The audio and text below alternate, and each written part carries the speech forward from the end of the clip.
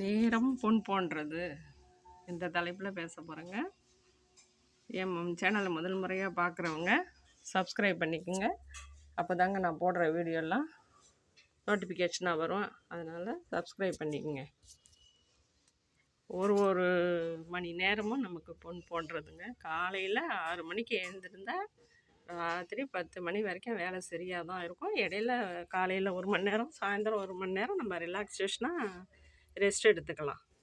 6 மணிக்கு எழுந்திரிச்சா வீடு வாசலில் கூட்டிகிட்டு அடுப்பை தொடச்சிட்டு குளிச்சுட்டு காஃபி போட்டு குடிச்சிட்டு உடனே டிஃபன் பண்ணிவிட்டு சமையலையும் முடிச்சுட்டு ரிலாக்ஸாக எல்லாரையும் ஸ்கூலுக்கு அனுப்பிச்சிட்டு அதுக்கப்புறம் நீங்கள் வந்து துணி துவைக்கிறது, பாத்திரம் தேய்க்கிறது, மற்ற வேலையை துணி மடிக்கிறது, வேறு எக்ஸ்ட்ரா என்ன வேலை இருக்கோ அதெல்லாம் பண்ணிவிட்டு அரிசி உளுந்து ஊற வைக்கணுமா ஊற வைங்க. மத்தியானம் லஞ்சை முடிங்க. ஒரு ரிலாக்ஸாக 2 மணி நேரம் படுங்க.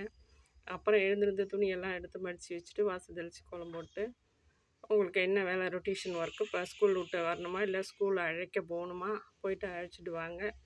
ஒவ்வொரு நேரமும் ஒரு நிமிஷமும் நமக்கு வேஸ்டேஜ் இல்லாமல் வேலையை பார்க்கணும். அதே டைம் உடம்பையும் நம்ம ரெஸ்ட் எடுத்துக்கலாம். தாராளமாக நமக்கு டைம் கிடைக்கும். இந்த சனி ஞாயிறு வருது பாருங்கள், அப்போ தான் வந்து சோம்பேறித்தனம் வரும்.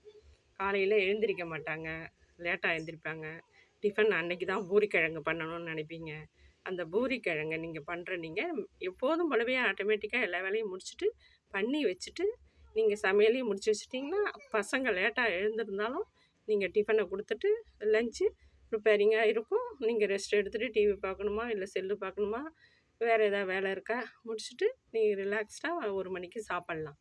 நீங்கள் அந்த வேலையை போட்டுட்டு சனி ஞாயிறு தூங்கிட்டு எழுந்திங்கன்னா உங்கள் வேலையே எல்லா வேலையும் கெட்டு போயிடுங்க. எந்த வேலையுமே ஆகாது. சாப்பாட்டு டைமும் மாறி போயிடுங்க. காலையில் 11 மணி ஆகிடும். ராத்திரிக்கு மத்தியானம் எப்படி 3 மணி 4 மணி ஆகும். ராத்திரி 10 மணி ஆகிடும். உங்களுக்கு அந்த மறுநாள் காலையில் எழுந்திரிக்கிறதுக்கு ரொம்ப லேட் ஆகிடும். எப்போதும் போல் ரொட்டேஷனாக அந்த ஒர்க்கை பண்ணிக்கிட்டே இருந்தீங்கன்னா பகல்லையும் நீங்கள் 1 மணி நேரம் ரிலாக்ஸாக இருந்துடலாம். உங்களுக்கு உடம்பு அசதியும் வராது, நல்ல வேலையும் பார்த்துடலாம். உங்களுக்கு வெளியில் போகிறதுனாலும் ஷாப்பிங் போயிட்டு வரலாம், எந்த பிரச்சனையும் இருக்காது. அதனால் நீங்கள் வந்து நேரத்தை கரெக்டாக யூஸ் பண்ணிக்கோங்க. அதே போல் பணமும் சரி, 10 ரூபாய் இருந்தாலும் அதில் 50 பைசா 1 ரூபா எடுத்து வச்சிங்கன்னா அது ஒரு உண்டியல் மாதிரி. அதே மாதிரி சமைக்கும் போதும் இந்த அரிசி இருக்குது பாருங்கள், 1 படி அரைக்கிறீங்களா இல்லை 2 படி வடிக்கிறீங்களா, எத்தனை படி, எவ்வளோ காப்படியா, 2 அழாக்கா, அதில் 1 படி சாமிக்குன்னு சொல்லிவிட்டு எப்போதுமே எங்கள் பாட்டியெல்லாம் சொல்லுவாங்க, 1 படி எடுத்து ஒரு பாத்திரத்தில் போட்டு வச்சுடு, அது சாமி அரிசின்னு சொல்லுவாங்க. இது இடையில ஒரு விசேஷம் வருதுன்னா அன்றைக்கி வந்து பொங்கல் பண்ணிக்கலாம், எதுக்கோ ஒன்று எடுத்துக்கலாம்னு சொல்லி வைப்பாங்க. அரிசியே தீர்ந்து போச்சுனாலும் நமக்கு ஒரு நாள் 2 நாள் சமையலுக்கு அந்த அரிசி யூஸ் ஆகும். அதுமாதிரி 1 படி எடுத்து போடலாம். இல்லை அது முடிஞ்சால் செய்யுங்க, இல்லையா நீங்கள் அவசரமாக எடுத்து குக்கரில் போடுற நீங்கள் அவசரமாக வைக்கிறதுனா வைக்கலாம். நம்ம தாங்க எல்லாத்துக்குமே நம்ம மனசு தான் காரணம். நம்ம ரிலாக்ஸாக எழுந்திரிப்போன்னு எழுந்திச்சிங்கன்னா நீங்கள் தான் அவஸ்தைப்படணும். ஏன்னா அந்த டைம் முடிஞ்சு போச்சுன்னா எல்லாம் பசிக்குதுமாங்க. அந்த 10 மணிக்கு காஃபி போட்டு கொடுப்பீங்களா, குழந்தைங்களுக்கு பாலாத்தி கொடுப்பீங்களா, இல்லை டிஃபனை கொடுப்பீங்களா? உங்களாலே அதை செய்ய முடியாது. அதனால் எப்போதும் ரொட்டேஷனாக எழுந்திரிக்கிற நேரத்துக்கு எழுந்திரிச்சிடுங்க. எழுந்து ரிலாக்ஸாக நீங்களும் வந்து மெதுவாக வேலைகளை பரபரப்பாக செய்ய வேண்டாம். தண்ணி பிடிக்கணுமா, ஒவ்வொருத்தருக்கும் ஒரு மாதிரி.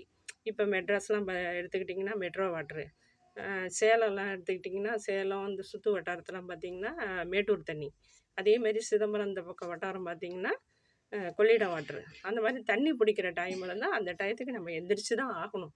காலைல 6 to 7, 7 to எப்போ தண்ணி வருதோ தண்ணி பிடிச்சிட்டு வேலைகளை முடிச்சுட்டு நம்ம ரிலாக்ஸேஷன் ஆகிறதுக்கு டைம் எடுத்துக்கணும். அதனால் நம்ம தூங்குறத அவாய்ட் பண்ணிங்கன்னா உங்கள் வேலை க்ளீனாக முடியும். நீங்கள் வந்து பசங்களுக்கு நீங்கள் தான் கார்டியன், நீங்கள் தான் எல்லாம் ப்ரிப்பேராக செய்யணும்.